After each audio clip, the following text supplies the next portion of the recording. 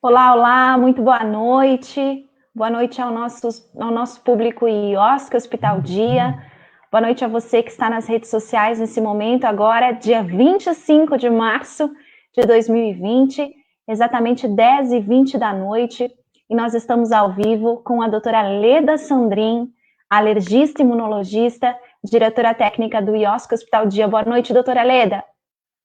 Boa noite, como vai você, Karine? Como vão todos vocês? Tudo bem? Vamos falar um pouquinho de alguns assuntos práticos agora, nesse momento.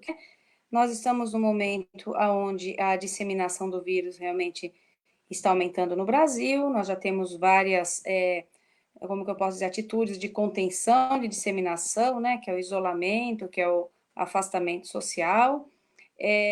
Mas a gente tem que lembrar que alguns pacientes com doenças crônicas, eles continuam com suas doenças, né? E que mais do que nunca, a gente tem que manter essas doenças controladas. Então, para você, paciente que tem hipertensão, diabetes, para você que tem alergia respiratória, tem urticária, tem asma, tem rinite, tem dermatite atópica, primeiro conselho, não parem os seus tratamentos, tá?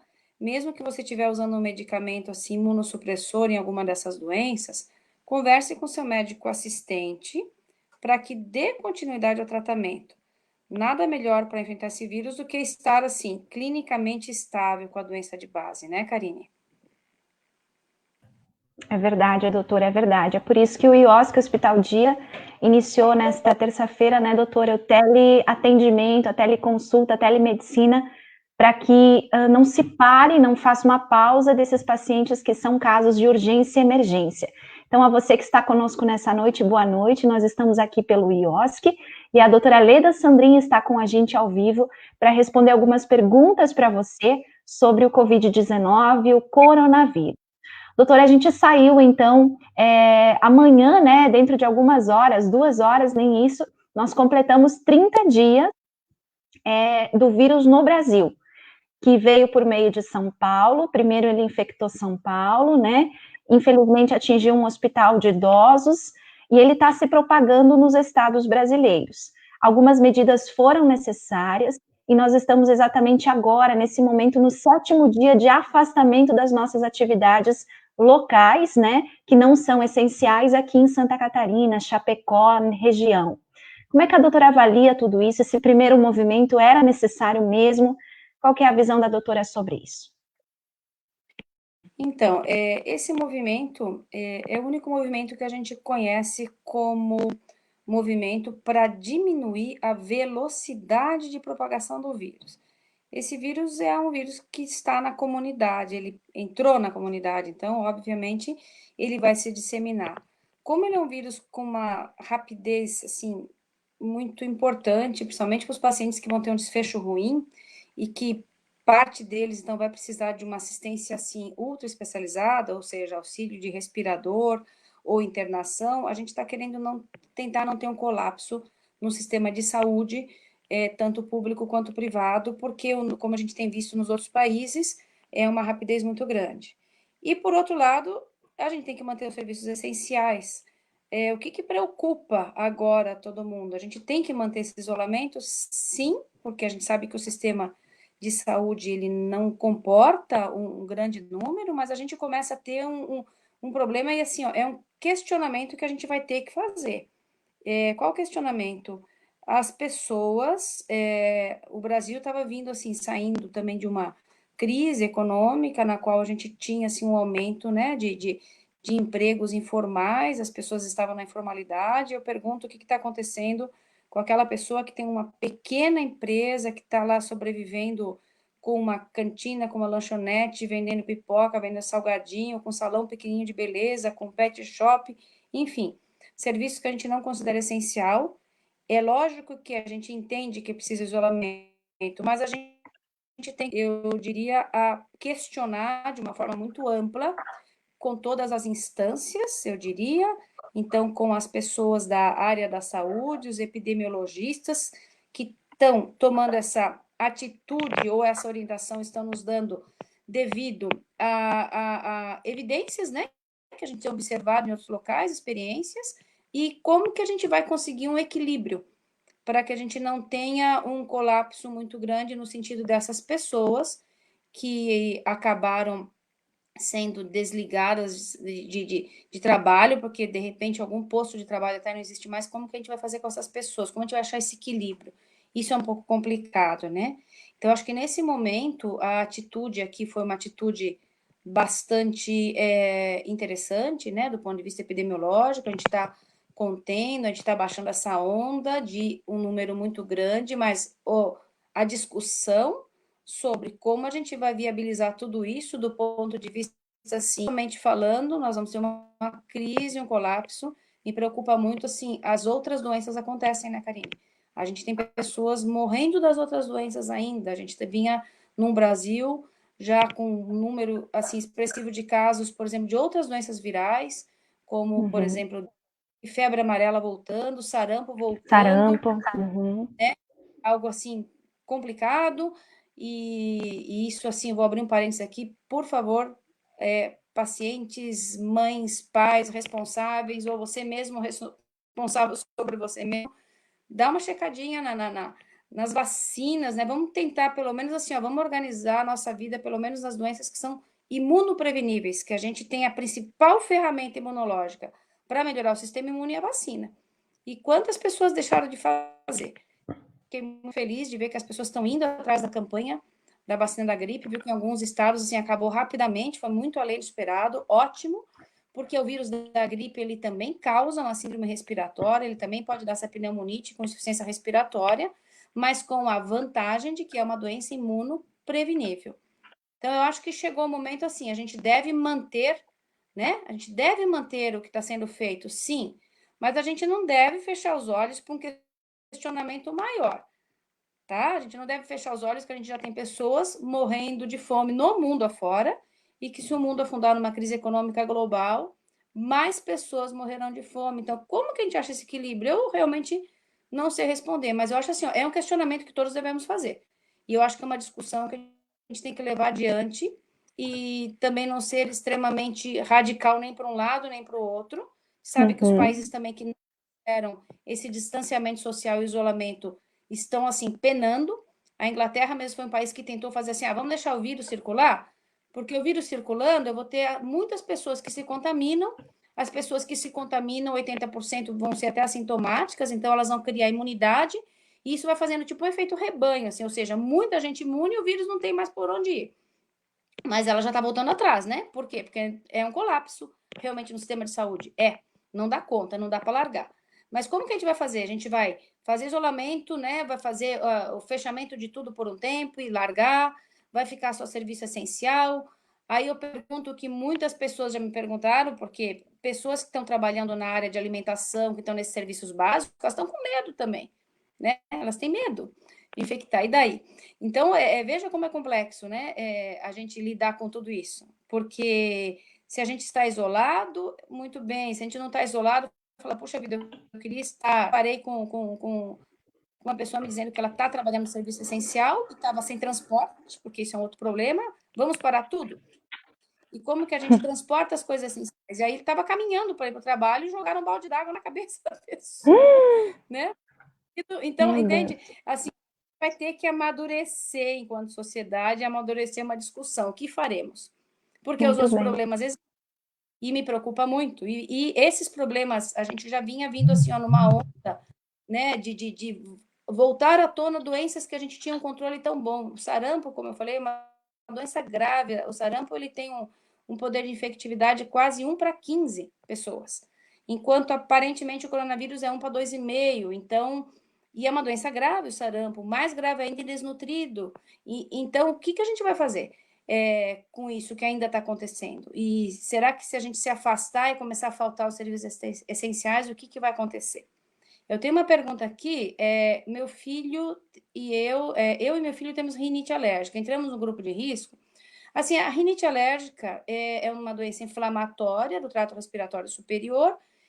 Logicamente, se você tiver um nariz que tem rinite alérgica e que está descompensado, favorece a entrada do vírus, porque os vírus eles têm uma tendência a ter como que eu posso dizer, uma facilidade maior de entrar em mucosa inflamada.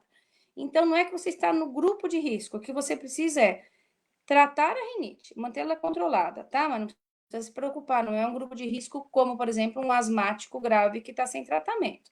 É só lembrar que as doenças de base têm que ser tratadas, mas não está nesse grupo de risco como tá os diabéticos, os idosos, tá? Dá para ficar tranquila sobre isso, tá bom? Muito bem, doutora, resposta dada. Então, obrigada a vocês que estão participando.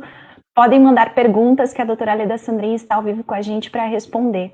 Doutora, então a gente está vivenciando agora um momento que as pessoas vai se encontrar um equilíbrio e elas vão precisar sair de fato, né? Como que elas podem se proteger, né? Como que elas podem se proteger, mesmo saindo, tendo que ir para o trabalho, porque aos poucos, né, seria necessário que tudo voltasse ao normal, não, mas em partes, né? Como que elas podem se proteger? E a doutora falava agora sobre grupo de risco, né? Os idosos estão no grupo de risco, pacientes crônicos estão no grupo de risco. Explica melhor para a gente tudo isso. Tá. Então, assim, ó, não é que nós vamos sair, né, Karine? A gente está seguindo, assim, ó, dia a dia, momento a momento, a gente tem tido orientações, né, do Ministério da Saúde, orientações de autoridades competentes e os estados e municípios têm tido uma certa autonomia para definir como eles vão agir em relação ao isolamento e distanciamento. Mas supondo que, por exemplo, realmente a medida, por exemplo, a nível de município aqui em Chapecó, a partir do dia primeiro as coisas voltem, que a gente tem que lembrar, assim, a orientação que a gente tem dado para o Covid-19, para a doença, em termos de prevenção, o que que é? Lavar as mãos, evitar de tocar olho, nariz, boca, ter aquela questão, se for tossir, né, tossir de uma forma que seja, assim, com uma etiqueta, que a gente diz, e está, assim, usando, lavar muito bem as mãos, lavar a superfície, porque o vírus, ele contamina através de gotículas, quando a pessoa fala ou espirra, a pessoa é contaminada. Isso pode cair na roupa, cair no papel, você toca, aí você leva ao nariz, aos olhos e à boca, nas mucosas, e aí você se contamina. Então, a gente sendo liberado, a gente tem que imaginar que essa liberação nossa seja assim, ó, daqui uma semana, daqui 15 dias, daqui um mês, daqui 2 meses. Porque a gente espera que a gente tenha um pico, assim, de pacientes graves nos próximos 15 dias, é que a gente realmente vai começar a ter um momento, assim, que eu diria que a gente vai enfrentar uma batalha que a gente ainda está vendo em alguns locais, mas não estão preparando para tal. Mas a gente tem que manter esses cuidados, e esses cuidados que a gente tem falado tanto para o coronavírus, né, para prevenir a infecção pelo coronavírus que causa a Covid-19, o que que é? São medidas protetivas para qualquer doença infecciosa respiratória viral, que a gente deveria estar já fazendo. Então, eu volto a dizer, você tem um quadro de resfriado, um rinovírus. O resfriado é uma doença que normalmente não causa um impacto muito grande, mas vai causar uma febrícula, vai causar uma alteração na tua capacidade de trabalho, e você foi trabalhar igual. Quantas vezes a gente já não foi e não usou uma máscara protetiva? Por que que eu vou infectar o meu colega? Então, veja, o que a gente está pedindo são coisas que a gente deveria já estar fazendo. Quando voltar ao normal, a gente tem que lembrar assim, quando passar a onda, né, dessa infectividade, não sei quando isso vai passar, não sei quando vai ser liberado, eu só acho que temos que começar a discutir planos estratégicos para o todo, né, não só para o coronavírus, mas para o sistema de saúde inteiro, para o momento que a gente está passando no Brasil epidemiológico das outras doenças, para o momento que a gente está passando no mundo da fome, então a gente tem que contextualizar isso que está acontecendo. A gente não pode falar, não, não é estar contra orientações epidemiológicas, não. Mas é a gente entender como que a gente acha essa linha média. Eu não sei dizer, mas a gente tem muitas cabeças pensantes, muitas pessoas inteligentes de vários ramos, e a gente tem que ter a mente aberta para estar discutindo numa mesa com pessoas como que eu posso dizer, procedências e diversas capacitações técnicas diferentes para chegar num acordo. Num acordo. Em relação ao grupo de risco, assim, é uma coisa interessante. A criança ela não tem praticamente complicação. Tem pouquíssimos casos que de óbito tem uma criança com 10 anos, que eu saiba, no último censo que eu vi, que foi a óbito devido à infecção por coronavírus. O que a criança tem? Até o 7º ano de vida, aproximado, 6º ano, a criança não tem o sistema imunológico maduro. E ela faz uma certa confusão até. O que eu quero dizer? Ela tem um resfriado, ela faz febre alta, mas de vez em quando ela acaba adquirindo muitas infecções. A gente vê isso na criança que vai para a creche, ela acaba se infectando de uma forma repetitiva, mas o sistema imune dela não está maduro. Então, ela falha em alguns, vamos dizer, em algumas partes da resposta imune, né? Que são um complexo de células e de anticorpos, e a criança não está madura. Então, parece que essa certa imaturidade, a forma como o sistema imune responde da criança, parece que é meio protetora. Por outro lado, o adulto jovem, não dá para dizer que o adulto jovem com quadros graves também. Mas o adulto jovem, eu diria que ele tem mais gás, né? Ele tem mais gás para suportar uma pneumonia viral, e talvez o sistema imune dele exagere um pouco na dose, porque é muito competente, inflame um pouco mais, mas ele tem o que eu poderia dizer de reserva metabólica. E o idoso, assim, o sistema imune dele já está falhando, ao mesmo tempo é fato que a maior parte dos idosos tem comorbidades, não tem idoso que não tenha pelo menos uma comorbidade, aí vem a hipertensão, diabetes, o próprio paciente, né, tabagista que tem doença pulmonar obstrutiva crônica, enfim, várias outras doenças que favorecem, assim, a idade, a reserva metabólica e as doenças favorecem complicar, que é o que a gente tem visto. Então, assim, é uma doença que atinge todas as faixas etárias, parece que as crianças, por algum motivo até dessa imaturidade imunológica, não me pergunte porque tem um desfecho melhor. Os adultos jovens, tem muitos que têm o quadro grave também, mas em função de uma reserva metabólica e de não ter tanta comorbidade, me parece que tem um desfecho melhor. E o pior desfecho tem sido nos idosos, né? Por uma questão que o idoso, a doença, ele tem, vamos dizer, pior de ter um desfecho ruim e ir a óbito em função de tudo que se passa com ele, né? Então, a gente vai passando o tempo e, naturalmente, a gente vai falhando algumas coisas da nossa maquininha, que é muito complexa, né, Karine? Então, isso que é. Então, Tá certo. o fator de risco principal são os idosos, são as pessoas com comorbidades, principalmente comorbidades não controladas. Então, o paciente tem uma hipertensão leve, está controlado, não parece ser um grupo de risco. Tem se observado que parece que o uso de ibuprofeno, que é anti-inflamatório, não tem sido indicado para a disseminação do vírus. Tem um pouco controverso isso, mas a gente orienta a não usar.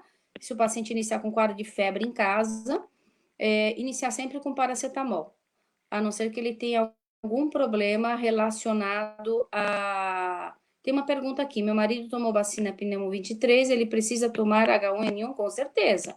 A Pneumo 23 que ele tomou é uma vacina feita com antígenos do pneumococo, então vai diminuir, vai melhorar a imunidade para doenças relacionadas a sinusite, otites e pneumonias causadas por pneumococos. E a vacina H1N1, na verdade, a vacina da influenza, ela tem 3 ou 4 cepas virais, né, subtipos virais diferentes, e nas duas, tanto na trivalente como na tetravalente, a gente vai ter H1N1, então, sim.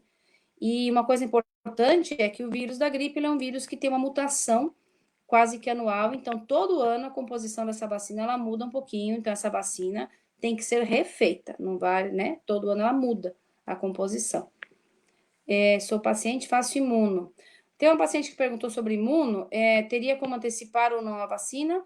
Então, quem está fazendo imunoterapia, a gente está deixando um horário, que é sexta-feira de manhã, no IOSC, para manter, vai ser um horário que a gente não vai estar atendendo nenhum outro paciente, vai estar destinado para essas doenças que tem que manter. Então, a orientação da Sociedade Brasileira de Alergia, da ASBAI, é manter o tratamento, não parar, independente se faz imunoterapia para asma, se faz com ácaro, se faz para inseto.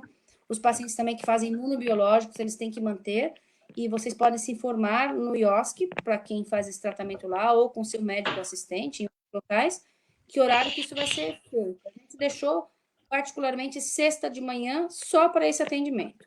E a gente manteve no IOSC atendimentos na pediatria. Algumas pediatras vão estar atendendo síndromes respiratórias para tirar esses pacientes do pronto atendimento. A alergia vai manter um fluxo de pacientes com quadros de emergência e urgência, pacientes com asma descompensada, pacientes com rinite descompensada, pacientes com urticária. Então, doenças que precisam ter aquele atendimento vai ser mantido presencial, e vamos ter um atendimento também pela telemedicina para pacientes que já são nossos pacientes. Digo, eu já examinei com esses pacientes e ele tem que tirar uma dúvida, ele precisa de uma renovação de receita, então a gente vai estar mantendo o teleatendimento, tanto nas áreas de alergia, como de pediatria, como oftalmologia. Porque no caso de algum paciente, por exemplo, com glaucoma, um paciente que rasgou a lente de contato e está sem lente, um paciente que teve um trauma ocular, a gente sabe que os pronto atendimentos, eles não têm na nossa região disponibilidade dos aparelhos oftalmológicos, então a gente está mantendo esse tratamento. A gente manteve um fluxo, Karine, um fluxo assim, ó, onde os pacientes eles vão ser atendidos, logicamente, numa velocidade muito menor. A gente tem locais e fluxos diferentes. Para algum paciente que chegar com febre, ele vai ter um fluxo, sem febre, outro. E para os pacientes desse tratamento mais elitizado, como é o caso da imunoterapia específica, imunobiológico, esses pacientes vão ser atendidos, vacinas também, as vacinas normais, né? Febre amarela, triviral, isso vai ser feito na sexta-feira, no momento à parte, onde a gente não vai ter os outros pacientes. Então, a gente criou fluxos diferentes. A outra coisa é que pacientes de puericultura que estavam na pediatra, esses atendimentos foram suspensos, mas a gente tem o caso de pacientes assim, ó, recém-natos e que vão na primeira consulta do pediatra. Como que esse paciente não vai na primeira consulta do pediatra? Porque existem muitas dúvidas, às vezes o bebê não está adquirindo peso adequado, a mãe não tem... É uma necessidade, né? Então, a gente está mantendo esse tipo de atendimento. O nosso objetivo com isso é ajudar a população que tem essas doenças crônicas dessas áreas, que elas possam ter esse atendimento e que elas não precisem se expor a um pronto atendimento, porque, logicamente, lá existe um risco maior. A gente tem tomado todas as precauções em termos de EPIs, tanto para os colaboradores, como com os médicos do corpo clínico. Os pacientes também têm uma orientação específica na entrada, para ele evitar de se contaminar ou de contaminar alguém. Então, está tudo muito, muito organizado. Tá? Doutora, nós temos mais uma pergunta aqui, temos alguns comentários. Olha, Emanuel Biasotto de Mello, para mandar um abraço para ele. Para ele e para a mãe dele também, eles são muito queridos. Muito bem. Temos uma pergunta aqui, doutora, para você responder. Então, assim, eu estou gestante, meu filho nasceu início de maio? De maio? Acho que não é de maio, né, gente? É de março, né? Quais as medidas a serem adotadas nesses casos para proteger tanto ao meu filho quanto a mim? Algumas coisas importantes, Márcia, assim, se você estiver amamentando, deveria estar, né? Tomara que esteja dando tudo certo na amamentação. E por acaso você tiver uma síndrome gripal, a gente pede para não parar a amamentação e usar máscara enquanto amamenta o filho e manter as medidas, lavar as mãos com sabão, passar álcool gel em maçanetas, passar em cima de superfícies e lavar bastante as mãos. Então, não parar a amamentação. E no caso, com certeza, você tem um pediatra assistente que acompanhou, tem que conversar com ele como que ele vai, que medidas ele vai tomar nesse sentido, porque a gente suspendeu essas puericulturas de rotina. Mas eu diria que essa consulta inicial, assim, do 7º dia, do 10º dia, logo, a primeira consulta pós-nascimento, vai ter que conversar com o pediatra e ver como ele vai se organizar com o seu pediatra. Mas os cuidados para vocês são os cuidados que a gente pede do isolamento social, distanciamento, né? Isolamento não, distanciamento social, né? Como vocês estão fazendo, e ficar nesse isolamento dentro de casa. E entrar em contato com o pediatra. E lembrar que a amamentação não é para suspender, tá bom? Ah, tá. Alguém está me perguntando sobre como melhorar a imunidade. Então, gente, assim, ó, isso foi uma pergunta bem importante, tá? Eu ouvindo assim, a imunidade não tem nenhuma formulazinha mágica para melhorar a imunidade. Não tem um comprimido, não tem uma vitamina, não tem um soro que tem assim, ó. Eu tenho alguns pacientes que têm defeito de imunidade, hereditários ou adquiridos. Então, um paciente, por exemplo, que tem uma alteração renal que perde muita proteína, ele perde imunoglobulina. Então, esse paciente, ele tem que estar sendo acompanhado por um serviço específico e ele vai receber as devidas orientações. Um paciente que nasceu com defeito e não produz anticorpo, esse paciente, ele está sendo reposto com imunoglobulina e ele está orientado, e ele tem um médico assistente, tem que conversar com ele. Ele tem ele está dentro de um grupo de risco. Viu que eu cocei aqui, mas eu estou em casa, tá, gente? Passei álcool, então não tem problema. A outra coisa, a imunidade está muito associada ao sistema endócrino e ao sistema nervoso, e a imunidade é uma rede, e essa rede, ela depende de uma interação bastante complexa e bastante interessante entre células, moléculas, e isso tudo tem metabolismo. O que a gente precisa para o metabolismo? A gente precisa de energia. Então, a gente tem que comer bem. A gente tem que se alimentar bem mais adequadamente. A gente precisa das vitaminas, dos sais minerais, que são cofatores de reação. Como? Eu vou lá na farmácia e vou comprar um vidrão de vitamina e vou tomar? Não. Se eu tiver, lógico, faltando vitamina, sim. Se não, não. Tá? Então, o que é comer normal? Comer bem. Comer bem é comer, assim, umas 3 porções a 5 de frutas por dia, umas 2 a 3 de vegetais, ter uma proporção, né, entre alimentos tipo do carboidrato e da proteína, não fazer aquelas loucuras de comer só um tipo de alimento, ou parar algum alimento sem ter necessidade. Eu não sou alérgica a glúten, mas vou parar glúten. Não. É ter uma alimentação equilibrada.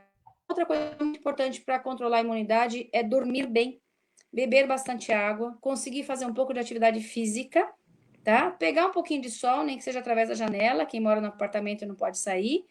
E muito importante o gerenciamento do estresse, né, gente? O estresse, assim, ele realmente, assim, ó, pessoa estressada, ela produz muita adrenalina na suprarrenal, e essa adrenalina, ela é extremamente imunossupressora. Haja visto que pacientes muito estressados, quando, por exemplo, que tem herpes labial, se passar uma noite estressado, muito preocupado com a prova, acorda no outro dia com herpes. Por quê? Deu uma dormida nas células, né, do sistema imunológico pelo aumento do cortisol e da adrenalina. Então, vamos cuidar no gerenciamento do estresse, tá? Vamos ler um livro, vamos aproveitar para brincar, tem muita coisa para a gente fazer que a gente fala, vamos me dar o luxo de fazer isso agora, acho importante, tá? É verdade. Sabe algo que eu achei diferente? A doutora com mais tempo, né? Normalmente até às 21, 22 horas da noite, né? 9, 10 da noite com o paciente. E a doutora conseguindo fazer uma live com a gente hoje é um momento diferente, né, doutora? É uma forma diferente de ajudar as pessoas também. Temos mais uma pergunta, dá uma olhadinha aí, doutora Leda. Então, um paciente está perguntando se ele sair para caminhar no local isolado. Então, vamos supor que você more no local. Eu moro no local isolado, por exemplo, e perto da minha casa eu tenho, assim, algumas estradas, assim, parece estrada de interior, que não passa ninguém. Então, não tem problema eu caminhar sozinha ali, realmente não. A gente tem pedido para evitar de caminhar, assim, em grupos de pessoas, esses grupos que andavam de bicicleta, né? Agora, vamos supor, você vai pegar sua bicicleta sozinho e vai andar numa estrada do interior, não vai encontrar ninguém. Tudo bem, gente, realmente tudo bem, tá? Então, se tiver essa oportunidade, é algo bom. Se quiser fazer isso com a família, né? Porque é com a família que vocês estão isolados, né? Vocês já estão dentro de casa com a família, tudo bem também. Talvez seja um momento, assim, até de contemplar a natureza, de fazer uma coisa em conjunto. Eu acho que é um momento, assim, ó, de serenidade para a gente. O que me preocupa é quantas pessoas vão acabar tendo, assim, alguns distúrbios psiquiátricos com toda essa, sei lá, enxurrada de informações. A gente liga a TV, a gente só vê Covid-19, a gente abre o WhatsApp, se a gente não abrir, daqui 5 minutos, sabe, tem 50 mensagens. Então, assim, a gente vai ter que filtrar um pouquinho, tá, gente? Entender que é uma doença viral, que a gente tem que respeitar, tá? Porque ela realmente tem um poder de infectividade razoavelmente grande, e para alguns pacientes ela é grave, mas não é para todo mundo. E o problema é que ela é rápida. E o nosso medo é assim, ó, ter uma rapidez de várias pessoas se contaminarem. É isso. E como ela já está inserida na nossa comunidade, a gente acredita assim, ó, uns 60, 80 contaminar esse vírus. Aí, quando tiver muita gente que se contaminou e montou anticorpo contra, porque nós somos todos imunossusceptíveis àquilo que a gente ainda. A gente não teve contato. Eu acho que não, né? Não fiz o teste. Né? Mas aí, assim, a partir do momento que a gente consegue diminuir a velocidade, mas naturalmente esse vírus ele vai se espalhar nas nossas comunidades, a gente vai começar a ter o quê? Uma série de pessoas com imunidade. Ele não consegue mais dar conta de se disseminar, porque ele vai batendo em pessoas imunocompetentes e ele para por ali. Então, vai chegar um ponto disso. A gente só não quer que isso seja muito rápido, porque o desfecho vai ser ruim, em função da gente não ter condições técnicas de pessoas, de locais, locais e de ventiladores, inclusive para os casos graves, né? É isto. Como eu e meu filho temos rinite, será que devemos tomar? Com certeza. Gente, assim, ó, todas as pessoas, exceto quem já teve alguma reação grave, o que é muito raro isso, devem fazer a vacina da gripe. Então, a gente chama de vacina H1N1, mas não tem só a cepa H1N1, tá? Tem outras. Tem 3 ou 4 cepas. Então, se puder fazer a tetravalente, melhor. Se puder entrar na campanha que é trivalente, ótimo também, mas todos devem fazer. Lembrando que essa vacina é uma vacina feita por componentes do vírus de influenza, mais de um tipo deles, 3 ou 4, e esses são vírus que não é o vírus vivo, tá? A gente tem componentes antigênicos, então ela não é, por exemplo, uma vacina que tem risco uma gestante tomar, né? Uma criança a partir do 6º mês tomar. Então, todos a partir do 6º mês de vida devem fazer. E, inclusive, se você tem alguma suspeita, por exemplo, de alergia a ovo, não deixe de fazer a vacina, tá? Conversa com seu médico assistente, porque muitas crianças que eu atendia sentiam um exame que, assim, a criança até comia ovo, por exemplo, mas apareceu um teste cutâneo, um exame de sangue que tinha alergia a ovo. A mãe falava, vacina da gripe eu não fiz. Gente, é para fazer. Se tiver dúvida, não faça até falar com o médico assistente, mas fale com o médico assistente para que ele possibilite a explicação de como fazer, mas é para todo mundo fazer a partir do 6º mês de vida, tá bom? Muito bem, doutora Leda. Temos mais um comentário aqui. Tinha uma outra pergunta que saiu, tá? Que as lives ajudam bastante as pessoas, né? Pode falar. Ajuda. Então, é isto. Lembrar que se vocês tiverem dúvida, a gente, sim, tem feito orientações, tem muitas orientações, tem o site do Ministério da Saúde, que você pode entrar lá e saber, assim, sobre o Covid-19. Eu estou com tais sintomas, o que eu faço? Então, ali já diz. Agora, sim, a gente vai ter que evitar idas desnecessárias ao pronto atendimento. Alguns hospitais nossos aqui, eles estão muito assim, por um lado, entre o paciente com sintomas respiratórios, por outro lado, outro paciente, porque a gente vai continuar tendo os pacientes, né? Com ascite, com pneumonia bacteriana, com amidalite, com otite, com dor abdominal, com gastroenterite. A gente vai ter esses pacientes ainda. Então, pacientes que são pacientes asmáticos, tá? Principalmente, que esses pacientes têm, com rinite ou com faringite alérgica, eles têm muito sintoma de tosse. Para eles, se eles tiverem sem febre, e tiverem com sintoma de tosse, tiver com falta de ar sem febre, então, assim, procurar o médico assistente para orientar, ligar para o médico, ver se o médico está fazendo atendimento de emergência. Então, o paciente está com tosse, falta de ar, não teve febre, ele é paciente asmático, provavelmente está com uma crise, né? Está descompensado. Onde é o melhor lugar para ele ir? É no médico assistente nesse momento, para evitar o pronto atendimento, aonde, de fato, provavelmente ele vai encontrar algum paciente com, né, coronavírus aí, 19 aí, do Muito bem. Covid-19. Isso, então, para que você, né, que está entrando talvez na live agora, fizemos uma live sobre o coronavírus, a doutora Leda Sandrin explicou para a gente um pouquinho mais do atual cenário, né, antes nós fizemos outra live em outro lugar, doutora, e que a gente informou que no Brasil hoje, né, dia 25, nós temos 2.433 casos e 57 mortes do Covid, né? Então, é um número que está aumentando, mas está aumentando porque as pessoas estão começando a sair de casa, né? Então, se a gente puder orientar, que fiquem em casa, se puderem trabalhar de casa, se puderem organizar as coisas sempre de casa, né? E queremos também informar todos os nossos clientes, nossos pacientes, né, doutora, que abriu um trabalho de telemedicina dentro do IOSC e que é apenas para casos de urgência e emergência. São teleatendimentos, né, no telefone, e se necessário, então, é feita a consulta presencial com todos os EPIs. É isso, né, doutora? Então vou explicar um pouquinho. A gente abriu a telemedicina basicamente para pacientes que já são pacientes do IOSC, para que a gente consiga resolver algumas consultas que são possíveis por essa ferramenta. E a gente tem avaliado através da telemedicina, por exemplo, o paciente vai marcar um horário no agendamento, e vai abrir uma ficha ali no agendamento, e aí a gente, no horário marcado, eu vou entrar em contato, ou as outras alergistas, doutora Débora, a doutora Andressa, ou as pediatras, né, doutora Kaline, doutora Bruna, doutora Fabiane, ou os oftalmologistas, doutor Luciano, eles vão ligar. E aí, no caso de ser um paciente que, mesmo sendo paciente nosso, a gente observa, não, isso aí não é um caso, a gente tem que examinar esse paciente, então a gente vai estar fazendo esses atendimentos. Então, atendimentos de urgência e emergência, a gente tem selecionado já no agendamento, mesmo que seja o primeiro caso, a gente está dando atendimento, tá?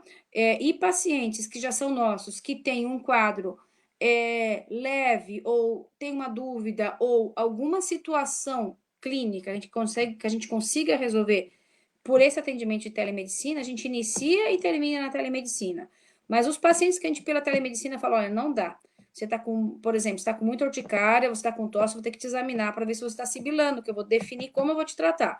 Aí nós vamos terminar esse atendimento de forma presencial, tá? E a telefonia tem de forma bem adequada. Então, nós estamos mantendo Muito atendimento em bem. horário às 17h45, com intervalo do meio-dia a 1h, e a gente tem feito atendimentos bem espaçados, e cada médico deixou um horário definido. E na sexta de manhã, não sei, para quem conhece o IOSC, no segundo andar do IOSC, vai ser o único horário que a gente não vai ter atendimento de pacientes nem em crise e nem, por exemplo, pacientes que tenham alguma síndrome respiratória ou urticária, porque esse horário a gente vai destinar aos pacientes que fazem imunoterapia, que fazem imunobiológicos, tipo, por exemplo, omalizumab, né, os pacientes com urticária crônica, com asma, que eles não podem parar esse tratamento, que não pode descompensar, nem os pacientes com imunoterapia, e nesse momento também a gente vai estar fazendo as imunizações. Todos esses procedimentos, então, vai ter acompanhamento do médico assistente, vai ter um alergista lá nesse horário, para que não seja feito nem aplicação de imunoterapia, nem de imunização, nem de imunobiológico, sem acompanhamento médico, que é bastante. Muito bem. Doutora, obrigada pela participação, né? Mesmo longe, fisicamente, a doutora consegue atender os pacientes e agradecemos por tantas dicas, né? A primeira vez que a doutora falou sobre o coronavírus foi no último sábado, e de lá para cá, quanta coisa já mudou, né? Quanta informação já mudou, foi um primeiro alerta, e hoje a gente percebe o quanto foi importante ter essa informação na hora certa, né, doutora? Sim. E a gente tem uma vantagem no Brasil, Karine, porque a gente vai fazer o nosso pico aí de magnitude, assim, de casos, depois de vários outros países. Então, a gente está também aprendendo um pouquinho com a experiência alheia, né? Eu diria que a gente tem uma vantagem sobre isso. É Acho verdade. que o Brasil, ele está conseguindo, é muito importante a gente entender, o Brasil, ele está organizado, a Sistema Único de Saúde, a rede privada, a gente tem visto também quantas pessoas estão colaborando, né? Eu diria que no meio de uma grande crise existe uma coisa que é um aprendizado muito grande, estamos aprendendo muito, a gente tem visto pessoas se doando, pessoas com ideias, o brasileiro é muito criativo, então, e a gente tem alguns dados bons, né? O Brasil, não sei se vocês viram, mas assim, ele tem um número de leitos de unidade de terapia intensiva muito acima da Itália, por exemplo. Tudo bem, a maior parte deles estão ocupados, mas veja como os hospitais já estão se organizando e pondo respirador. O Brasil, inclusive, produz respiradores ótimos. O governo comprou todos e vai distribuir. Tem empresas comprando e tem empresas também comprando teste, né? Porque atualmente a gente tem orientado a fazer o teste para diagnóstico nos pacientes que estão fortemente suspeitos, mas que internaram ou que estão em casos graves, porque se a gente fizesse em todo mundo que tem o mínimo sintoma, talvez a gente tivesse já um número maior de pessoas contaminadas, né? Então, eu acho que também parte desse número de casos que a gente tem de pacientes é que tem uma pequena demora, dependendo do estado onde está a pessoa, existe uma pequena demora no diagnóstico, porque para alguns estados, por exemplo, é a capital que faz o exame, que confirma, né? Principalmente o exame confirmatório, que é da PCR. Então, a gente tem que entender que talvez a gente já tenha realmente um número maior, mas volto a dizer, não é momento de desespero, tá? É momento da gente ter lucidez, tranquilidade, é bem importante, tá? Porque a lucidez, a tranquilidade vai fazer a gente, assim, procurar caminhos melhores. Então, a gente tem algumas vantagens. A gente está se organizando de uma forma que alguns outros países não se organizaram. Dois, a gente está vendo assim, um grupo. Três, a gente conseguiu fazer esse isolamento de uma forma precoce e ajudou.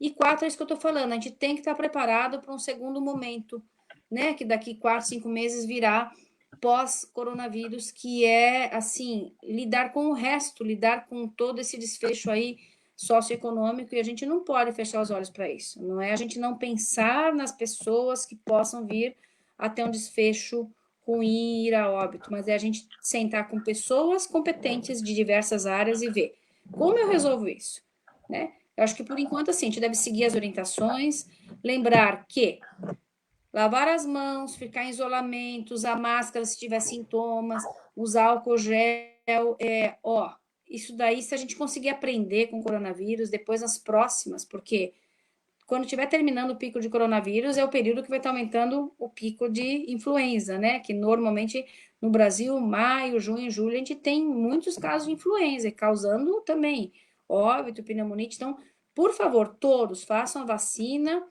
para influenza. Quem tiver no grupo já vai fazendo, deixa isso organizado. Vamos seguir as orientações e vamos, a nossa cabeça no sentido assim, ó, vamos ter uma discussão ampla do que está se passando, porque é importante. Eu me preocupo muito, volto a dizer, com as pessoas menos favorecidas, o ponto socioeconômico, o que está acontecendo com essas pessoas. Então, que a empresa que tem aí a Pizza Hut, com o KFC, que é junto Viena, nem sabia que era junto, ela fechou 30% das unidades no Brasil. Meu Deus. Tá? Então, e aí, assim, e a gente tem empresários grandes que, mesmo sendo grandes, eles dependem de para manter, né? Aí a máquina vai diminuindo a velocidade. Então, a gente tem que pensar, né? Eu diria que são duas ideias que parece que são opostas, né? Eu pensar em pôr todo mundo em isolamento, fazer o tal do shutdown, que é parar tudo, e por outro lado, eu tenho que pensar na área econômica. Se alguém falar só na área econômica agora, apanha, porque fala, como assim, né? Tem gente morrendo. Mas se alguém não falar nisso, a gente não vai estar preparado até para tudo que vem durante a própria crise. Então, como que a gente vai achar esse meio termo? Então, vamos pensar. Vamos olhar com bons olhos para essa questão importante.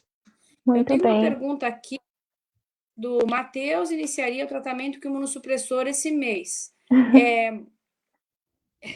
Depois eu falo no particular, É mas bem assim, a gente específica, né? É bem específica. pedindo para nenhum paciente deixar de tratar. Se o paciente tem uma doença que necessita de um imunossupressor, então os pacientes que têm doenças neoplásicas, né, que tratam neoplasia, né, câncer em diversos órgãos e que estão imunossuprimidos por esse motivo, ou os pacientes que são transplantados, eles estão imunossuprimidos, eles também estão no grupo de risco, tá?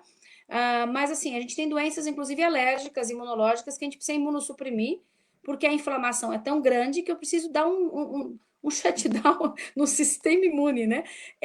Então, esses pacientes têm essa indicação, se eles tiverem dúvida, eles têm que entrar em contato com o médico assistente, porque a gente não vai deixar de tratar uma doença inflamatória grave em função desse quadro de vírus, se tem indicação. Ou seja, a gente mantém os tratamentos, a gente não para os tratamentos. O que a gente tem orientado se você é um paciente que está com, sei lá, está com uma pequena gastrite, começou a ter um pouquinho de vômito, diarreia, tá em casa, tomou lá seu paracetamol para dor, tomou um medicamento para cólica, melhorou, dá um tempinho em casa, gente. Assim, ó, agora mais do que nunca a gente precisa ter lucidez, calma, tá? Paciência para a gente fazer as coisas aos poucos. Não vamos nos expor aonde a gente não precisa. Agora, lógico, como eu disse, eu vou ter um paciente com febre alta, e que daqui a pouco está com meningite. Então, tem febre alta, tenta falar com seu médico assistente. Eu acredito que os médicos estão orientando. Então, assim, a gente tem feito orientação, eu recebo isso muito pelo WhatsApp, inclusive pessoal, para uma orientação assim, sobre a questão do Covid. Isso daí não é teleconsulta, a gente tem falado, olha, vai ou não vai. Mas no sentido do paciente que precisa de uma consulta especializada, acho que ele deve falar com o seu médico assistente, sempre, para tentar fugir do pronto atendimento, que em teoria é o lugar que a gente vai ter uma aglomeração maior de pessoas, porque provavelmente vai começar a exaurir, vai ter uma fila muito grande, eu posso deixar de atender um grave, em detrimento, né, de estar atendendo o que não é tão grave, e ao mesmo tempo eu posso pegar um paciente, por exemplo, com crise de asma, volto a dizer, pacientes que têm problema respiratório, já que sabe, se vê que tem uma crise, é o ideal primeiro seria falar com o médico assistente, passar em consulta com ele, e não ir ao pronto atendimento, né? Porque esse paciente corre risco. Então, é isso. É assim, vamos ter paciência, mas eu acredito que todos os médicos assistentes estão disponíveis para os seus pacientes, né? No sentido de orientar. E lembrando que essa telemedicina, teleconsulta, realmente é uma consulta, uma orientação, se é para falar, olha, eu vou, eu não vou, eu faço, eu não faço, coisas muito simples, que é a orientação relacionada ao Covid, todos os médicos têm uma lista gigante, eu me incluo nisso, a gente está explicando, olha, não deve ir, deve ir. Agora, o paciente que tem uma doença específica, que tem um acompanhamento de doença crônica, né, um paciente com glaucoma, por exemplo, o olho começou a ficar vermelho e doer, tem que procurar o oftalmo. Isso é uma urgência, uma emergência, ele tem que procurar. Então, E é uma por isso o consulta, né, médico doutora? É uma consulta por telefone. necessária, né? Porque assim, ó, não parou o restante. É isso que é muito importante. Não parou com o que a gente está dentro de como que é, de um mundo biológico, né? A gente tem um ecossistema, ele continua. E a gente jogou, né? Mais um temperinho aí no nosso ecossistema. É isso que a gente fez. Mas volto a dizer, não é para deixar de fazer nenhum tipo de tratamento quem está fazendo. Se tiver dúvida, as dúvidas vão ocorrer. Ligue para o seu médico assistente. Vamos olhar um pouquinho, né, para as coisas que a gente pode ver aí da natureza. Todo dia lá a gente vai dormir no escurinho, acorda, tem aquele dia maravilhoso, uns dias com chuva, uns dias assim. Aqui, particularmente, né, com muito pouca chuva, mas tem um sol lindo, tem uma flor abrindo, tem um passarinho cantando. Então, acho que talvez a gente, né, pare para ver tudo isso, vamos valorizar tudo que a natureza tem. A natureza nos dá Do, tantas coisas, a gente de vez em quando não agradecer tudo que a gente tem de bom, né, Karine? é verdade, E é eu acho verdade. que ter E otimismo, mas a gente tem que ter comprometimento, né? A gente não pode esquecer das orientações. E eu muito acho bem. que uma chateada, vou falar assim para terminar, foi assim, algumas coisas estão acontecendo, né? Que é essa questão da especulação de preços.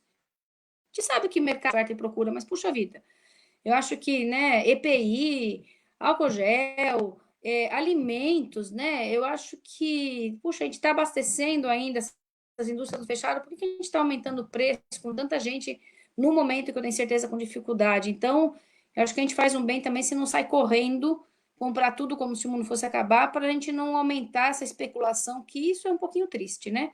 Isso realmente é a parte, né? a doutora Que a gente falava, tem que dar uma é verdade, temos que ter organizada, né? bom senso, né? Bom senso. A doutora falava no vídeo que nós gravamos no sábado, na sexta, no IOSC, e a doutora disse que a paciência e a tranquilidade são o início da cura, né? Se a gente tiver essa Isso. paciência, essa tranquilidade, nós vamos começar a curar esse problema no nosso país. E vamos enxergar, né?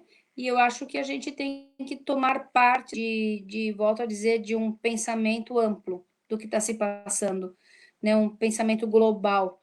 A gente não pode esquecer, volto a dizer, tem quase 3 mil pessoas que morrem por dia de tuberculose no mundo. O número de pessoas que morrem de câncer, de AIDS, o número de pessoas infectadas por sífilis, o número de pessoas que têm dengue, zika, chikungunya, febre amarela, malária, né? Olha, é um número muito expressivo. O número de pessoas que também anualmente se contaminam e vão a óbito decorrente de influenza, de gripe, é muito elevado. Então, não é menosprezar, isso é muito importante. Num momento assim, que a gente não conhece ele muta muito rápido, a gente não tem vacina, a gente não tem um tratamento específico contra ele, então dá medo, né? Mas não é para a gente ficar com medo de todo o resto, é assim, ó, vamos tomar atitude, isso que é importante. E parte da atitude é a gente seguir as regras. Segunda parte da atitude é a gente abrir a nossa cabeça, a nossa mente, o nosso coração para uma discussão ampla sobre, assim, as condições das pessoas no mundo todo, né? É isso. Até Muito como que bem. está aquela tá lá no que está lá nesse momento, por exemplo, trabalhando numa linha de produção, né? Será que ela está Meu preocupada? Deve Deus. estar, que nem o Mas quem não está ali na parou, né? frente. Tá ali. É, É verdade. Doutora, obrigada. de Descansa nada. Isso. um pouquinho e que as É que pessoas faz bem para a imunidade, não é? e que as pessoas não esqueçam que o nosso foco são elas no IOSC, né? E que Com o certeza. IOSC vai estar sempre aberto para cada pessoa, cada cliente, cada paciente. E quando tudo voltar, a gente vai dar muitos abraços lá ainda, né, doutor? E a gente tá faltando isso, né, gente? Um abraço. Ai, ai. Então tá bom. Então Boa tá. noite, doutora. Beijos para você. Que nos acompanhou aqui, tudo de bom para todos nós, né? Até mais. Até mais. Obrigada pela presença de cada um de vocês. Nós terminamos aqui a nossa live nesse momento. Qualquer dúvida, entre em contato com o IOSC. Nós estamos obedecendo a resolução do Conselho Federal de Medicina 1643 de 2020, que permite que haja telemedicina para casos de urgência e emergência. Então, se você se enquadra nesse caso, como a doutora falou, como ela citou, se for realmente de extrema urgência e emergência, você pode entrar em contato com o IOSC pelo nosso telefone de agendamento ou acessar o nosso site, que você consegue fazer o pré-agendamento diretamente lá do site e cada caso será avaliado. Alergia, imunologia, pediatria e oftalmologia. E até tudo isso passar, porque depois nós temos muitas coisas boas no IOSC para toda a comunidade, incluindo a nossa caminhada, né? Viva Melhor, o nosso foco é você, que seria em abril, né, no mês mundial de saúde, e provavelmente vai ser um pouquinho mais para frente. Então não esqueça. Hashtag Vivam Melhor e contem sempre com o IOSC, porque o nosso foco é você, tá bom? Boa noite a todos. Boa noite.